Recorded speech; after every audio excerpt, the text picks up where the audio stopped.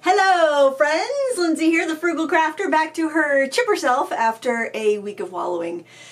Maybe even more than a week of wallowing in her own despair. I'm feeling much better this week. Thank you so much for the words of encouragement and for hanging out and watching videos and leaving comments of support. And you guys are the best. Seriously, you're awesome. So it's been a better week this week.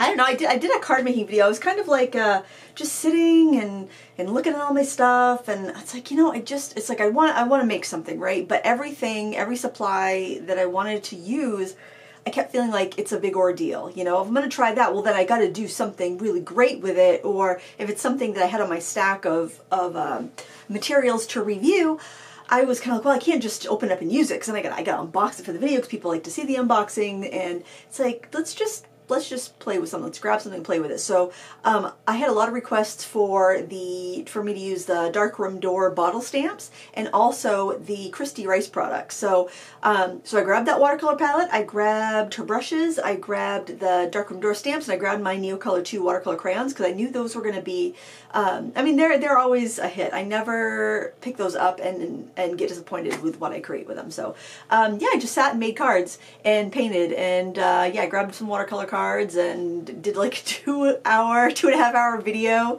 of just playing with paint and just random thoughts and stream of consciousness. And I actually got a lot of messages and emails and comments on that video, and a lot of people feeling the exact same way that I was this time of year. I think it's I think we all get kind of the like holiday letdowns a little bit, where, you know, it's all been fun. We've all been like seeing friends and seeing family and having a good time and visiting and eating delicious foods, and then it's all over and you've just got all this winter left in front of you, and maybe you've put on a few pounds, so you step on the scale and you're feeling defeated, and so you're, you know, maybe you're going on a diet or you're trying to do these things to better yourself for the new year, and those things take so much time. You don't get the instant gratification, the immediate gratification, I should say. Well, instant and immediate are the same. And so then you just kind of feel like, now I gotta pay my dues, now I've gotta be punished for all the fun I had last month or whatever. I don't know, maybe that's just me. But my diet reset is going well. That's one thing that, I mean, I usually don't go too far off the rails, but during the holidays we hosted Christmas, so there was leftovers and delicious things around, and yeah, I don't really think about it too much because I don't overindulge, but like I did not like count a calorie from like Thanksgiving to Christmas, so I had some work to deal with, but the reset's going well. Basically just like trying to eat as minimally processed foods as possible, eating mostly fresh, whole fruits and vegetables, and juicing. Got a juicer attachment for my KitchenAid, and it's wonderful. It's not made by KitchenAid. I don't think KitchenAid makes one that's like the masticating juicer. I can't remember the name of it. It was on Amazon. I'll find it and link to it. But it's great. It was, I think they go for around like $40 to $50, depending if there's a coupon or a sale or whatnot. But it works great. It's very quiet. It's only as loud as your KitchenAid mixer is because it uses that motor. And the juice has been so much better than the juice that I would make from the Juice Man, mostly because it didn't seem to waste as much. And it's way easier to clean than my old Juice Man. So I think that's what it was called, Mr. Juice or Juice Man. It was the guy with the weird eyebrows. It was like the juice evangelist from back in the day. You probably saw his infomercials like in the 80s or 90s. But yeah, I had that juice. We had that juicer since like 2000 or something, and it finally gave up the ghost like a year ago. So it was time to get a new juicer, and I'm happy with this. It doesn't really take up a lot of space, and it does great. I made a juice, and it was, because we went to Sam's Club, because I'm like, I need some produce, and I did tomato, celery, beet, carrot, apple, and like a quarter of a lemon, I think, and then I threw some hot sauce in it, and it was really good. So very refreshing, makes you feel alive, you know, drink that kind of juice. I think my sodium was low though, because my like rings were getting really loose on my fingers. So I know celery has a certain amount of sodium in it, but I don't think I was taking in as much sodium as I needed to. But all in all, it's been good, using the KitchenAid to make bread to making juice. But I'm feeling better this week. I'm feeling a lot more relaxed, and I'm feeling like I have a little more energy and just overall better. I think that, because I was really struggling with what this year is going to be. Last year was the year of yes, and I think part of my depression was feeling like, okay, now the year of yes is done. Now what? Now what do I do? What am I going to do this year? I don't want to just, I felt like I was braver last year in the year of yes because my default answer to anything would be yes unless I have a really good reason to say no. So I was just bravely going forth and trying all these different things and being, I don't know, a little more fearless. And fearless is a feeling that I haven't felt much since being a mother. And my kids are off to college, so I'm feeling like I'm kind of getting back to myself again. Just like who I am, not who I am as a mother, but who I am as a person.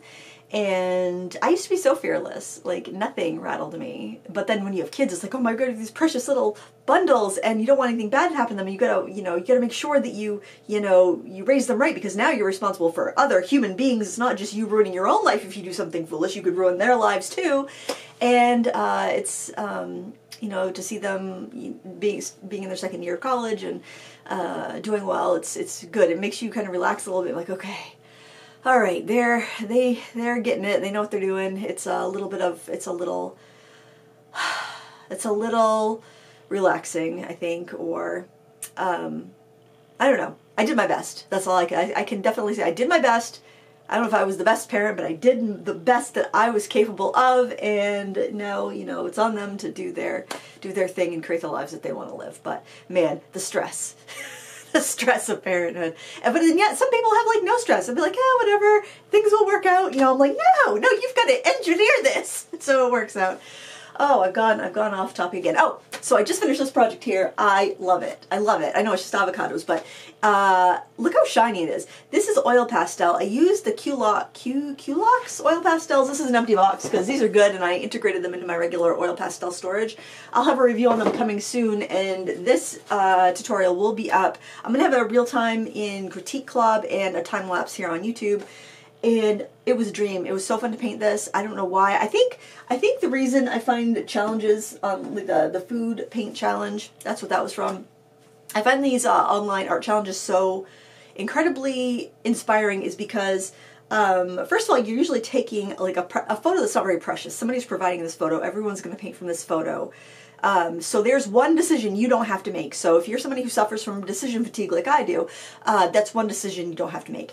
And then everyone's going to put their spin on it. Like I changed the colors up to the plate in the background, and everyone's going to use different materials. And it's cool to do it and then to see what other people do. And then I think it takes kind of the precious away, and then you know that if you're struggling painting that painting, other people are struggling too. Other people are doing it, and that's a really, I think what it is, what I have missed so much since I closed my business back when the twins were born, my studio downtown, is the community, is being surrounded by community.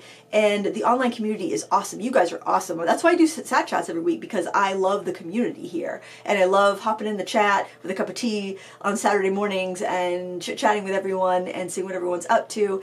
And you get to know people by their names and by their little, their little avatar. And it's a nice, snuggly, warm feeling to have, and I miss that. So when you do like an art challenge like that, you're part of that community, and it's kind of special. It's kind of fun. So I'm all for art challenges. I need to take some more photos because I've got to get some more up for the Sketchbook Floozy Challenge. I can show you what I'm going to post next week for the Sketchbook Floozy Challenge. And this real-time tutorial will be up next Wednesday on my channel, but it's these snowy trees, and I took these photos during a snowstorm last month, and I didn't alter them, and they looked black and white because it was just so desaturated. It was like no color. The trees looked black, the snow looked white, and everything was just shades of gray, which was actually beautiful because it was the first snowfall. But a lot of that, when it's just been brown and gray everywhere, it's just kind of disparaging. But I used some new watercolors that I had received from a gift from ArtX, and I decided to put color in there. And then I did a little snowshoe hair, and a little snowshoe hair there. I was wondering, how does their hair change color? And so I Googled it. Imagine, what did we do before the internet, before we could just Google things? We just wondered and must have made stuff up all the time, because it's like, how does a snowshoe hair change its color? And it's actually triggered by the daylight hours. And so when the days get shorter, their hair is triggered, they're triggered to, I guess, molt, like drop the brown hairs. So the white hairs are always growing, and then they show up. Kind of like the leaves, like the colors are always there under the leaves, but when there's not enough light, the chlorophyll goes away, and then you see the bright colors under the leaves. So it's the same thing with the snowshoe hare. So then I was wondering, well, what is climate change doing? And climate change, it's really tough for these bunnies because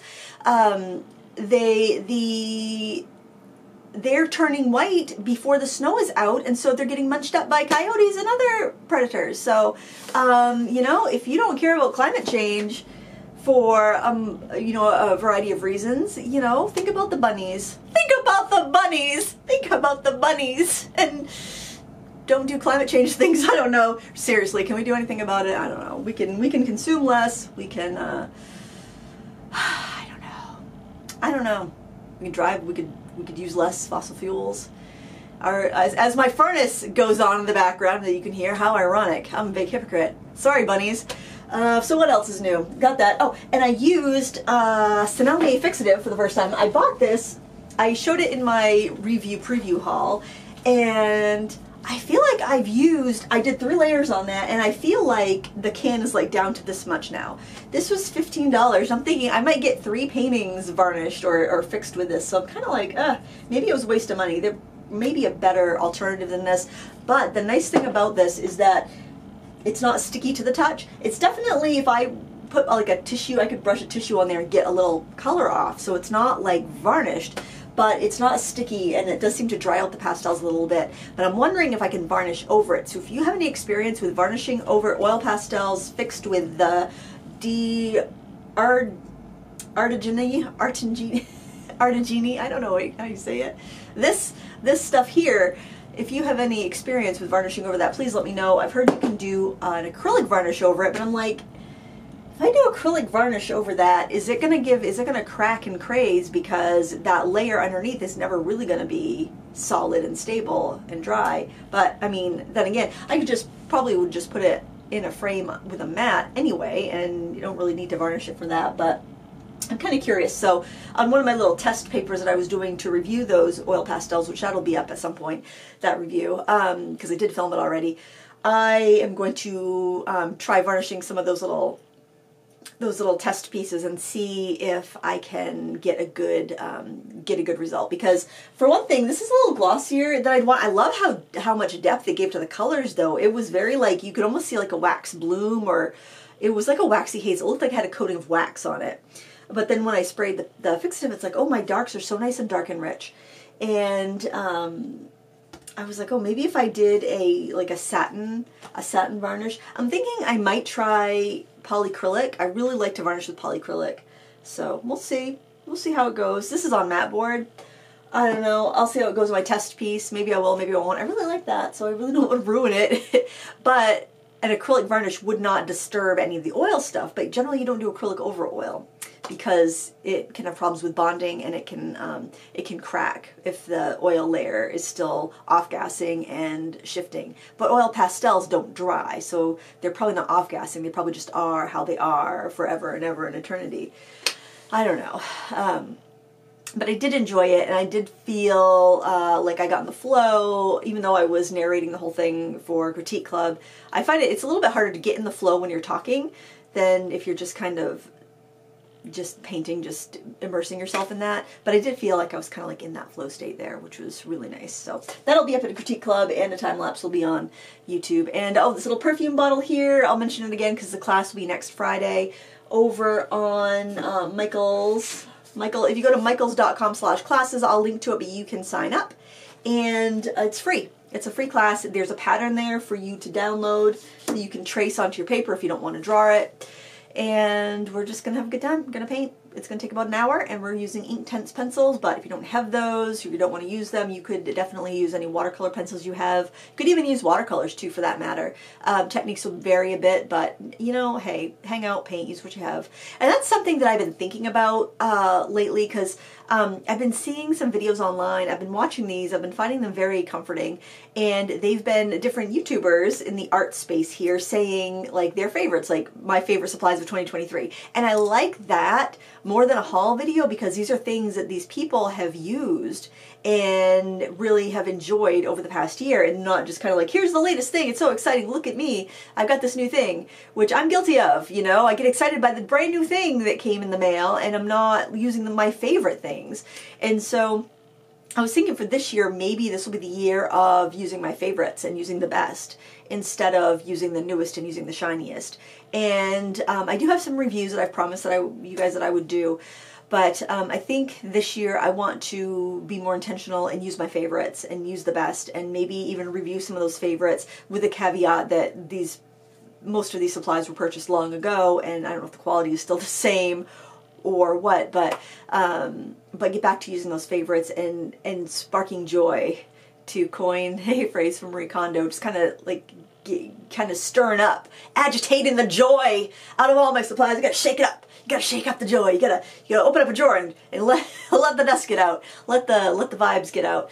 Because honestly, it's I don't want to stay in that place I was the last couple of weeks. That was not fun, and that was not me. And yeah, I mean, I'm the only one that can control that. I'm the only person that can orchestrate or navigate my life, right? I'm having a friend over tonight for some painting and some just hanging out, and Jason and I were looking at some recipes for cocktails that were warm, like winter cocktails, and actually haven't had anything to drink since I don't even think I had anything on New Year's Eve. I don't think I've had anything to drink since Christmas. Yeah, it was probably a hot toddy at my sister's house, honestly, because, well, one, I was wanting to reset my whole diet and my whole everything, but also then I had COVID, and I just didn't feel like it. So we saw this recipe it was called like a hot lemonade, and it was like 2 ounces of red wine, and then it was 1.5 ounces of freshly squeezed lemon juice, and then it was boiling water, and I can't remember how much boiling water, and then you put like a slice of lemon in there to garnish it, and you scald the glass or scorch the glass before you put the drink in it so the glass stays hot. I'm like, that sounds kind of good actually. And then Jason's like, oh, that's a lot of lemon juice in there. I'm like, oh, simple syrup. It had simple syrup. It had like 1.5 ounces of simple syrup, or maybe 2 ounces of simple syrup, or maybe 1 ounce. I don't remember, but we wrote down the recipe. Anyway, he's like, that seems like a lot of lemon juice. And I'm thinking, that's a lot of simple syrup. And because, I mean, so you can see, like, he's the sweet one, I'm the tangy one. And so I'm thinking, you know what? I bet we could take Crystal Light. And he's just looking at me with this horrified look on his face. Like, we'll take some Crystal Light and we'll make that with boiling water and mix that with the red wine. He's like, no, I want no part of that. That's something like somebody would do in college to like hide the taste of alcohol. He's, no, we're not doing Crystal Light. We are not serving that to a guest. So yeah, he's gonna be bartending. He's gonna be making some, but it's very low alcohol because there's only 2 ounces of wine in it. So looking forward to trying that. If you try that, let me know how it comes out. There was a video we saw that had like 4 different wintertime hot cocktails, and that's one that looked the most appealing to me. Other ones, I don't know. It's like, well, I don't think of like cocktails as being hot. I had a hot toddy at Christmas. My brother-in-law made it, and it was all right. I don't think I would make them. I'd have one if it was being served, but I don't think I'm a bourbon person. I don't think I like those really harsh like whiskeys and bourbons and things like that. It's little gins. That's like real grown-up alcohol. That's not like, I want something that's going to be hopefully have some heart health benefits like red wine, and I don't know, maybe something with an umbrella in it. That's always good. But I'm not condoning drinking. We're all adults here anyway. This is not I don't think there's any minors watching this channel. It's chilly in here, by the way. You wouldn't know it because I have short sleeves on, because I didn't realize, well, actually I did kind of realize, but I've been in denial, that my radiator is like on its last legs, I think. The light is on currently, but I usually turn the radiator on. I have 2 heating sources in my studio. One is a wall, like it's mounted into the wall. It's like blows hot air. It's like I don't know what you call it, a monitor heater maybe? It's just runs on electricity. And because this room used to be my son's bedroom, we built this into the basement so the twins could have their own room upstairs. And so we have that heater, but it blows air, so it's loud. This is not a very large space, so a little oil-filled radiator works great. But I didn't like the idea of a space heater with with my son down here.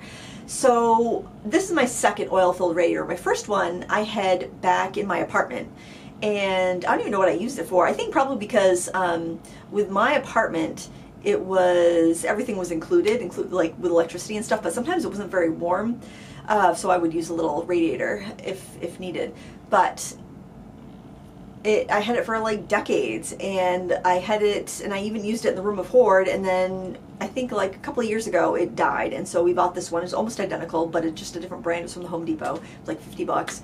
And I came downstairs a couple days ago because I usually will turn the heater on like an hour before I come down here to work, because then the room will get nice and warm, and I can turn it back, and it's, once you get it warm, it usually stays nice and warm in here. But for some reason the radiator seems to warm it better, like the heat feels warmer from the radiator than from the blower thing in the wall. And I came down here and it was off, because I'm like really neurotic about things like appliances that are plugged in and stuff, heating appliances like this. So so I always make sure, I always like, I'll run down before I go to bed and make sure that I did in fact unplug it. And so I always turn it off and then unplug it. But if I'm just leaving for a little while and coming back, I'll turn it off, but leave it plugged in and then just unplug it at the end of the day.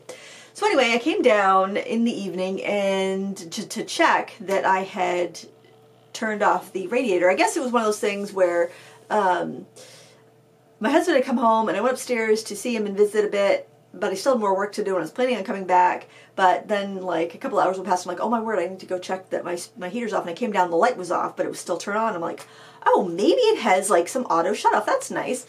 How far are we in? 21 minutes. So we got like 5 minutes. So I'm like, well, that's great. It has a safety feature. How come I've never noticed that before? That's interesting. I unplugged it, turned it off, unplugged it, and then the next day I came in, and I noticed like when I was turning it on, like sometimes the light was flashing on or off, and then I had it on one of the settings, and there was like a hum, a little bit of a hum from it. I was like, that doesn't sound right. I don't know. Are we about to lose the radiator? And then I was ventilating this room because I'd been spraying a lot of fixatives, and I didn't want to have like a bunch of chemicals in the air. So I had come down here to do a little work this morning, but I just didn't bother turning the heat on because I wanted to have the door open. I wanted ventilation for because I was doing some more fixative testing. And that was fine. I went upstairs, left the door open, and then I'm like, okay, I'm going to go back down there and film Sat Chat. I got to warm it up. So I came down, plugged it in, went back upstairs, did my, put on my curlers and vacuumed the house, and, did some tidying because I'm having guest over, and came back down. I'm like, oh, it's chilly in here. It's not as cold as if it hadn't had any heat in it, but because it's not as cold as the rest of the basement, but it's definitely not as warm as it usually is. So I think that I'm going to have to replace that radiator. Luckily it wasn't very expensive, but man, they just don't make things to last anymore. The one that I had that was like the same thing that I probably got for like, well, you know what, I probably paid around $40 for it back decades ago. So like for inflation, that probably would be, I don't know, $100 now. But it lasted, but you can't buy anything to last anymore. And that's really a huge problem, because we want to be environmentally friendly, and buying something that lasts is way more environmentally friendly than having to rebuy something every few years, It's just frustrating. It's why I haven't replaced my dishwasher. I've been washing dishes by hand for 2 years because dishwashers are no longer lasting more than 5 years on average, 5 to 7 years. So it's like huge chunk of metal and plastic and electronics they probably will never be recycled, just going in the garbage, because they won't make things to last anymore. It's like, charge me a couple $100 more and make it last 3 or 4 times. Well, I guess that probably doesn't make them any money. It makes them money when they just break down every 5 years and you have to buy them again. So, my rant of the week. Oh, what haven't I talked about? I'm sure I have a list here. Oh, I did another video on filling my watercolor palettes for France. They're actually sitting over there on my, I spin it around there. They're sitting up there in front of those pastel drawers with the little wings on the portable painter, just folded, kind of folded up like a teepee so that dust can't fall into them, so they can dry out. Because I want to make sure they get super dry, and if they shrink down, I can top them off so I can get as much paint as possible in those palettes. I don't think I will go through a full palette in my 2 weeks in France, but I could. But in case I do, I want to make sure I have extra. And I'm using core watercolors because they dry down harder. They have Aquazal instead of gum arabic, which I think takes less bulk in the tube, so I feel like you get more pigment with the core watercolors. Plus I love their flow and their movement, and I think they're going to be really good. My travel palette is a portable painter. I use it in the summertime. I'm painting outside all the time, and I just open up the palette and set it on my desk when I get home. And there's certain colors that just never seem to dry out. And I no longer put M. Graham in my palette because like they're notorious for running around. So is Sennelier. But even my Daniel Smith, some of those Daniel Smith colors will stay soft and goopy for a long time when you're out there painting that often in Maine. Maine's pretty humid. So I decided I was going to go with Core, and that should dry down really hard and not have any issues traveling. And then somebody left a great suggestion: bring a Ziploc bag so that you can put them in there on your way home. And that's a great idea, because after our 2 weeks of painting every day, they're probably gonna be pretty mushy what's left in the pans anyway. And I really have to get on the stick about promoting that second week of the France retreat, because the first week's been full, but the second week has stalled. I haven't really put in my best on promoting that. So if you are interested in painting in France for a week with me, we're gonna stay in the same chateau. We're gonna stay in this gorgeous place. It's just gonna be us painters. It's not gonna be any muggles there. It's gonna be just us. We're gonna be hanging out, this saltwater pools and beautiful landscapes to paint and excursions, and it's gonna be inspiring. It's gonna be so wonderful. Probably a trip of a lifetime, seriously, because I mean, I don't know. I don't know. I'm so used to teaching from home and teaching online. I am not used to, well, I don't know. I do a few workshops a year usually, but it's gonna be fun. It's gonna be a wonderful retreat. I'll put a link to that in the video description as well, in case there are any takers. But yeah, I think it's gonna be a lot of fun. What else did I put on my list? Oh my goodness. I don't know. Yeah, the year of favorites. I think that's a good idea. Focusing on my favorite supplies, painting what I want to paint. So many YouTubers have been quitting. There's been so many really high-profile YouTubers just quitting lately, and it's sad. It's sad because, you know, it's so easy to lose your way and to lose what made you excited about the platform to begin with, and I want to get that excitement back. And I had somebody leave a comment saying, how do I get rid of you? You keep showing up on my YouTube. I'm like, I don't know. Don't interact with the videos. Scroll by, don't subscribe, I don't know. But I definitely want to get kind of the fun back. I don't know why I brought that up. It's the painful comments that you remember, right? Anyway, I hope you're having a great week. Thank you so much for watching, and I will see you in the chat. We're supposed to be getting a big snowstorm when this video comes up, so if I have internet, that's where I'm going to be, because I'm not going anywhere. Thanks for watching. Until next time, happy crafting. Bye!